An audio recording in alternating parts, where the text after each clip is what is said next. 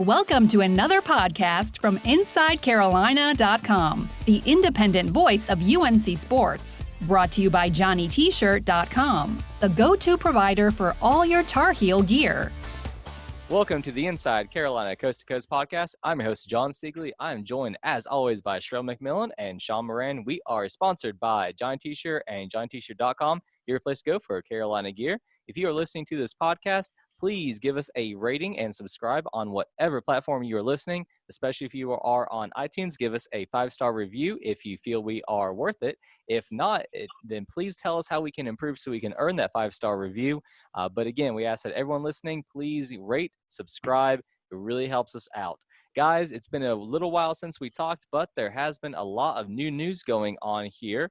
And let's start off with this. There was a tweet by Brett McMurphy later in the latter part of last week that reported that coaches are going to be able to come back to campuses hopefully sometime in June. But the bigger news I feel like for a lot of Carolina fans is that players are reportedly going to be able to come back in July. Now, the three of us have talked several times about the freshman class and what it's going to mean for them if they cannot really practice, do all those things that freshmen need to do, especially coming into a program and a system like Carolina's. So, Sherrell, when you saw that report by Brett McMurphy, what was your take on that as far as how it could impact the incoming UNC freshman class? Well, a lot of it depends on what it looks like when they come back. So will they be able to run full court? Will they be able to practice? Will they be able to get up shots in the gym with an assistant coach or with a manager? And if they're able to do that, how much social distancing will they have to do? What will require masks and gloves and hand sanitizer and soap, and just how much will they be able to do? So that was the first thing that crossed my mind was, okay, how do they work through this logistically? I think the second thing is, it's important just for the fact that they'll be on campus for the season. It's not going to make or break them later on in January or February games, but the fact that they'll be able to be around each other, they'll be able to go into the film room and watch film, on campus if they need to, that they'll be able to go work out with Jonas, and they'll be able to get medical attention from the staff, even if it is one-on-one and not like it usually is. That's a big deal, just because it's so much harder to do that on your own than it is in a controlled environment. So I think, those are all positives. Obviously, safety is the biggest concern. So we don't know when there's going to be a season, when it's going to start, but this is a good first step. So from the basketball side of it, this was kind of, a welcome sight because it finally kind of gave a glimmer of hope. Yeah, definitely. What about you, Sean? What was your take, man?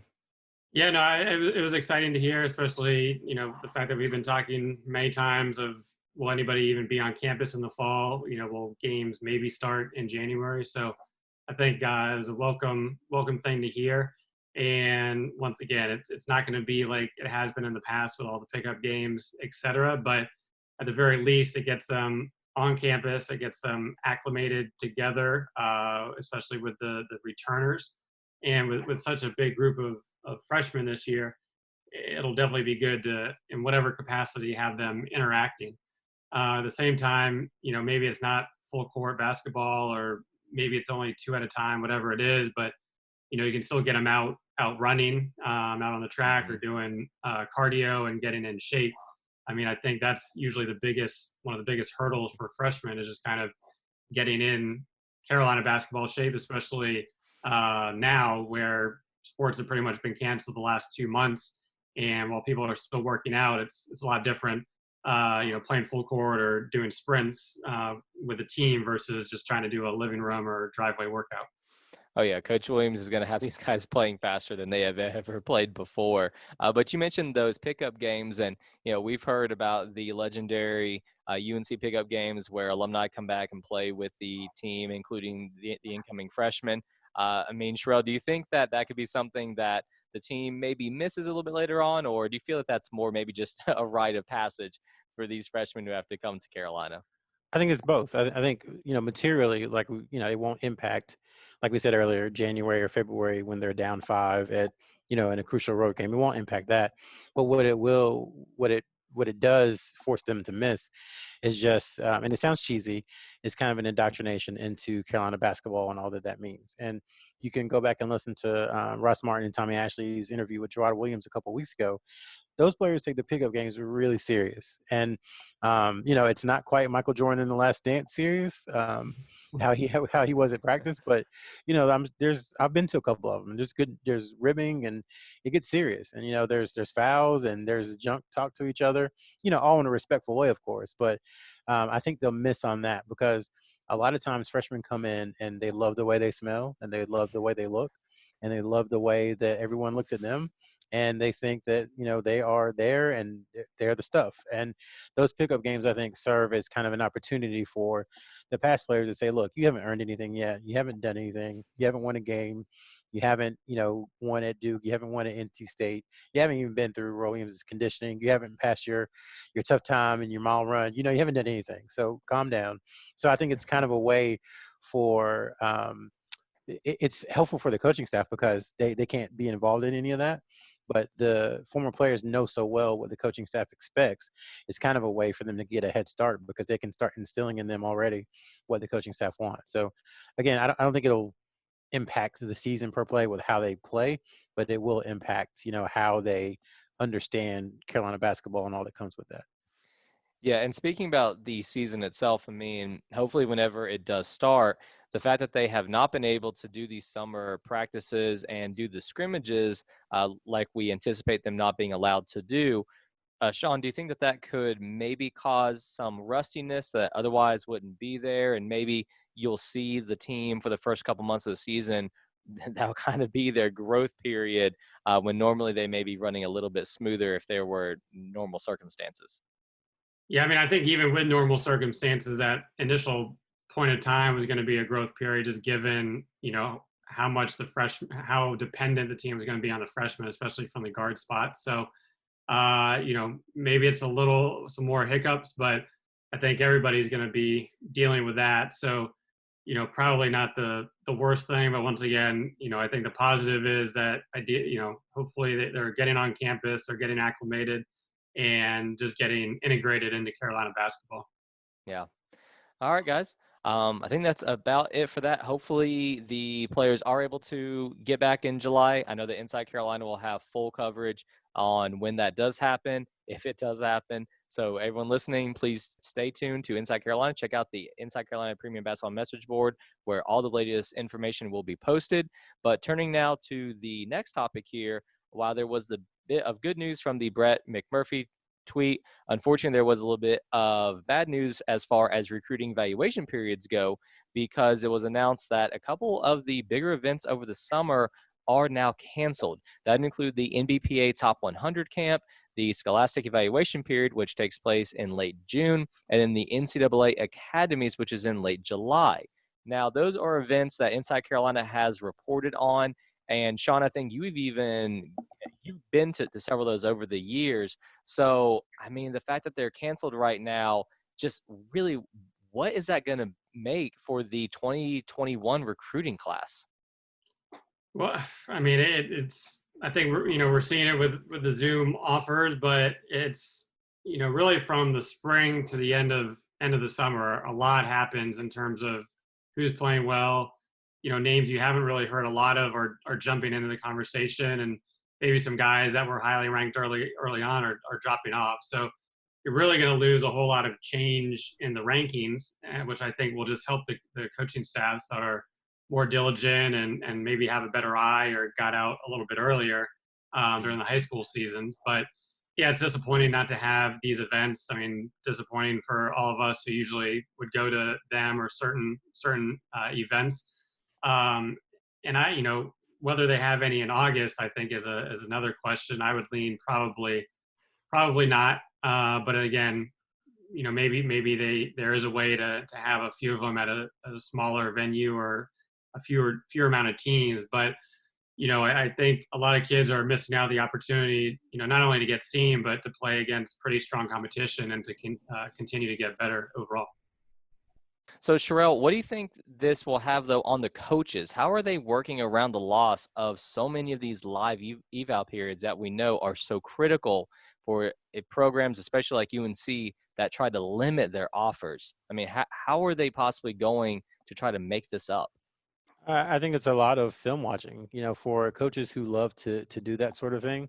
I think this has kind of been I don't want to say a nice respite from what they typically do, but I think it's been something that they adjust to a little more easier, just because that's the only way you can really evaluate things now. You can, coaches have synergy. Sean's lucky enough to have it as well. Coaches have synergy where they can watch specific plays and specific players in certain situations, but then there's also some players that have been offered or who school is showing interest in. They don't have some of the fancier things. So it really is going back to, 1993, cut up a VHS and kind of watch grainy film from a high school team to see if a player is good enough to play for your school.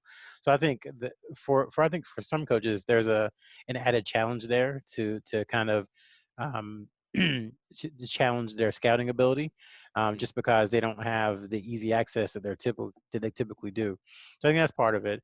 And then I think they're going to have to lobby the NCAA or recommend to the NCAA that there's some form of evaluation period in the fall. Now, I don't think anyone has any clue what that would look like, the logistics needed to put it in place, if it would be scholastic or non-scholastic, how they go about dealing with states that maybe haven't eased restrictions versus states that have, so that all players have an equal opportunity to be seen. But I think that's the main thing, is that it's going to be hard for the class of 2021 to really get recruited and get scholarship offers, Yeah. and eventually sign with schools in the fall if coaches aren't able to see them live. And, NCAA leadership, I can't remember exactly who it was, has kind of come out and said, hey, we haven't forgot about the class of 2021. We're here for you. We're going to figure something out. Now, whether or not, that's realistic considering everything that's happening with the coronavirus pandemic, I don't know. But I think the NCAA and the coaching lobby they're going to try. And Yeah. I hope they are able to come up with something that helps, because there's a lot of kids. There's some kids who this has been a kind of a boon for, but there are other kids who needed to be seen in order to get a scholarship offer. Because you got to think, there are only so many North Carolinas out there. For some people, it's just about paying for school. It's not about having a chance to play in the NBA or playing on ESPN, in a primetime game. It's just about, how can I pay for school?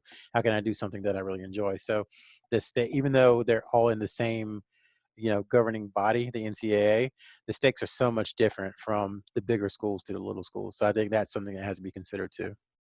Yeah, and Sean, I mean, when you're looking at it from the player's perspective, I mean, what kind of group of players do you think will be most impacted by this? Is it those guys that are already in maybe the top 20? Is it those kind of middle prospects? Or do you think it's those guys on the fringe, like Sherrell said, that maybe wouldn't have gotten an offer if not for a coach being able to see them live? Yeah, I mean, I think the top 20, 40 guys, I mean, the fact that they're up there, everybody knows about them or is familiar with them, has probably seen them. Most likely they were probably playing up on the AAU circuit. But yeah, it's going to be the guys, I mean, that you're starting to see that, maybe aren't ranked, that are now, kind of jumping up or getting that. But, if you're say a mid-major or a low major, you're just having to dig that much deeper through the high school seasons to try to find those players that are at your level. Because for the big guys, it's a lot easier in terms of there's only so many players that can play at that level versus guys that can play at a Ivy League or a CAA.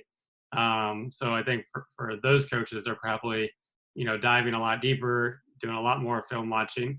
But once again, for the bigger schools, each one means a little more, because if you miss badly, sure, you're seeing a lot more transfers these days, so they can be just out the door. But if I think we'll see over the next 2 to 3 years, the coaches that are hitting on the recruits now, those are going to be the ones better situated, come a few years down the road. Yeah, that's a really good point there. Cheryl, anything else to add on this topic, or do we want to go ahead and take our first commercial break, man?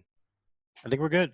All right, sounds good. Well, let me go ahead then and take a quick second to talk about our friends at Jon T-Shirt and JonT-Shirt.com. They are your place to go for Carolina gear. You hear them on every Inside Carolina podcast because they have been tremendous friends of Inside Carolina. They have helped support this podcast now for years. They are your locally owned place to get Carolina gear. They have been in business on Franklin Street for decades. So during these tough times, if you're looking for a local business to support, please, please, please buy your Carolina gear from Johnny T-Shirt and JohnnyT-Shirt.com. They have anything that you can want for the Tar Heel fan in your family. And don't forget that if you are a subscriber to Inside Carolina, you get 10% off code either at Johnny T-Shirt's location or at JohnnyT-Shirt.com. So you can save some money, help support the Inside Carolina podcast, and help support Johnny T-Shirt because they have been an absolute icon in Chapel Hill for years. So Johnny T-Shirt and JohnnyT-Shirt.com, your place to go for Carolina gear. But guys, talking about offers going out and players that are, we're hoping to maybe get a boost in the recruit rankings over the summer. This was a player that Sherrell mentioned in last week's scoop, D'Marco Dunn, who was originally from Tucson, Arizona, but has now moved to North Carolina. He is a 6'4" shooting guard. And I say that he was probably one that was hoping that his ranking would improve because right now, if you look at it, just on the 247 composite, he's a 3-star, the 146th ranked national recruit. But on the 247 rankings, he's actually a 4-star now, up to the 90th ranked recruit. And shortly after the scoop, I think it was that he was offered by UNC. So, Sherrell, for those who, first off, maybe not that familiar with Dunn, just again, given the limitations on the film that we have on these guys, give us a quick profile on what type of player he is. Yeah, so his story is a little unique in that, like you said, he moved from Tucson, Arizona about a year ago to Fayetteville, North Carolina, my quasi hometown. I'm actually from Hope Mills, but Hope Mills and Fayetteville are the same thing.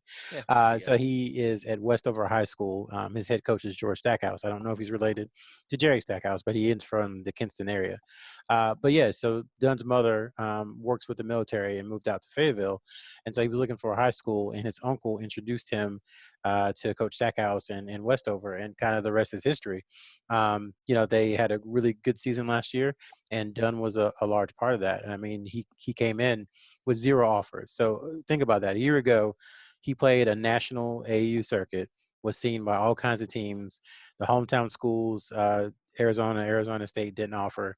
No one offered. And here he is a year later with offers from Texas and Carolina and Maryland and Michigan and a bunch of other schools who, are top flight programs. So I think that's number one, is that this is somebody whose trajectory is going, I'm making a motion if you're listening. It's just kind of going up and up. So he's 6'4". I think I can't remember his weight. I think about 180, I think is what he said. And he's just I think above all else, he's a really good shooter. And we've seen that's something that Roy Williams has put an extra premium on, more so than normal this particular recruiting cycle. And, Dunn really catch and shoot. I think he was in the 40s from 3-point percentage for the year, but his coach said that after conference play started, he was up in the 50s, like 51% from 3. So he's kind of your dead eye shooter. He also, he can finish in traffic, if he needs to. But I think above all else, that's his greatest skill on the court, and that's really what has got the attention of so many programs. So he kind of slots at Carolina into that wing position, so kind of a 2, true shooting guard who can play maybe the 3 in like a smaller lineup. So he has that versatility, and I just think it was an offer that came because of film study, and that's kind of the new reality for the coaches. Roy Williams hasn't seen him in live and in person. I don't know if anyone from the Carolina staff has actually seen him live and in person, but they liked his film that much and that shooting ability that they went ahead and offered.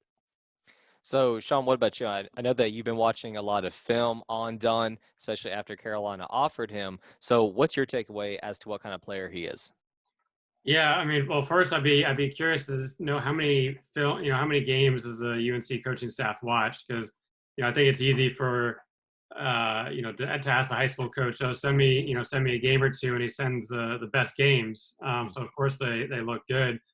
So I'd be curious to know, kind of see what their process is. But besides that, yes, was able to watch some of Dunn, obviously the YouTube clips that are out there, but a full game high school, and then was able to go back to some of his AU clips from last summer when he was playing on the 16 and under Under Armour AU circuit with Power Hoops out of Arizona. And to be honest, watching the AU clips last summer, fairly average, I would say. It's nothing jumped out about his stats. He, obviously good size for a wing, but was short on a lot of his jump shots, not great in transition. But fast forward to high school, and it definitely looked like he had gained a little strength, maybe gotten a little bit taller. He's pretty long to begin with, and now those 3-point shots in AAU that were coming up short, he's just knocking them in left and right with ease from the 3-point line, and then can step back a few feet as well. And then you see him on the break, and he can finish off 1 foot pretty well, and when he is attacking the basket off 1 to 2 dribbles, can finish with his left hand. So, I was pretty impressed with him. Definitely a guy I would have liked to see go up against national competition on the 17 and under AAU circuit. But in terms of an offer, I mean, you got a guy in your backyard, a guy, as Sherrell mentioned, is on his way up, and a guy that has a lot of, I think, measurables that can slot him in at the ACC level. So, definitely pretty impressed with him. Wish we could see him at a bigger stage, but I think in this case it was solid work to watch him and offer him pretty early on in the process. Yeah, and when you're looking at the rest of the offers to shooting guards in the class, there's currently now 3 of them. You have Hunter Salas and then Trevor Keels as well. So, Sherrell, when the offer went out to Dunn, number one, were you at all surprised at the timing of the offer? And number two, what do you think it says for the direction that Coach Williams wants to go overall with this class of 2021? Definitely surprised, because even in this kind of time that we've never seen before, I still didn't think they would go from one. I think he had a phone call with Hubert Davis in March, and then he had a phone call with Roy Williams the week before, and then he got an offer. I still didn't think it would go quite that fast, even with everything that's going on. So that was a surprise. We actually were preparing that Wednesday or that Thursday to put something in the scoop that was kind of an intro story on Dunn, but suffice to say that never made it to print because he got the offer that Sunday. So I think what it says is that they want backcourt versatility and they want shooting. And I think you look at the offers. We talked about it in the weekly scoop some, but you can kind of break down where each player in the backcourt fits. And I think how they take them or when they take them all depends on which player goes first and his skill set, and then how you want to complement that particular skill set. So, for instance, in a hypothetical, say that Dunn decided that Carolina is where he wants to go. I think that rules out, someone like Trevor Keels because they're very similar in what they do and how they approach the game. Now, I'm not saying they wouldn't take Trevor Keels, but it seems like that would be a bit redundant considering their scholarship situation and their need for someone to be an additional facilitator, maybe not primary, but at least secondary facilitator in the 2021-2022 season. So all that varies. Hunter Salas, say he decided that Carolina's where he wants to be, then I think they have some flexibility. They can say, well, if they get Kennedy Chandler, then they can make him the lead guard and Salas can go over and be the combo guard. But if they get someone like Trevor Keels or D'Marco Dunn, then Salas can move over and kind of be the primary facilitator, and then Dunn or Keels can be the shooter and the two.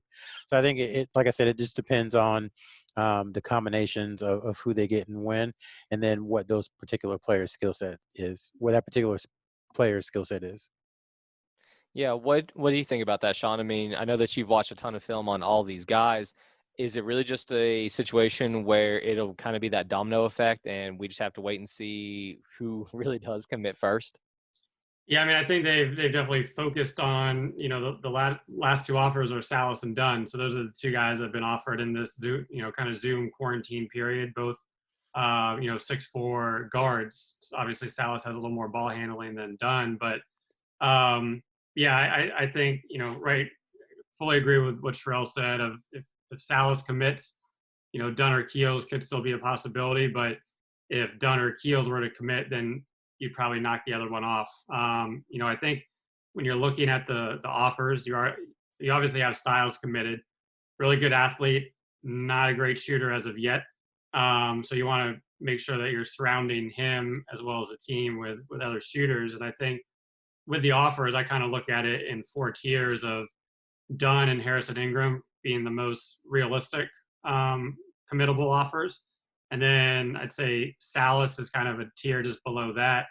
And then Keels below him. And then finally at the bottom, you kind of have Chandler, Baldwin, and Holmgren. So, I think the Dunn, Ingram, Salas, like those guys plus whoever they add on are probably going to be the realistic ones for the 2021 class. Now, I could be completely wrong, and maybe Kenny Chandler is the point guard of the future, but you never know. But at the same time, I do think Dunn slots in, and if you can get another North Carolina guy early on, that lays a very strong foundation, and now you can build on that, and now you can take your home run shots with a Chandler or maybe one of the next guys to be offered, a Jabari Smith, somebody like that. So, I think to go back to the question, yeah, I think, it'll be kind of a domino effect of whoever wants to commit first, but I think UNC probably has their priority as to who would commit when. Yeah, and I mean, Dunn's rating right now, he's the lowest of those three shooting guards.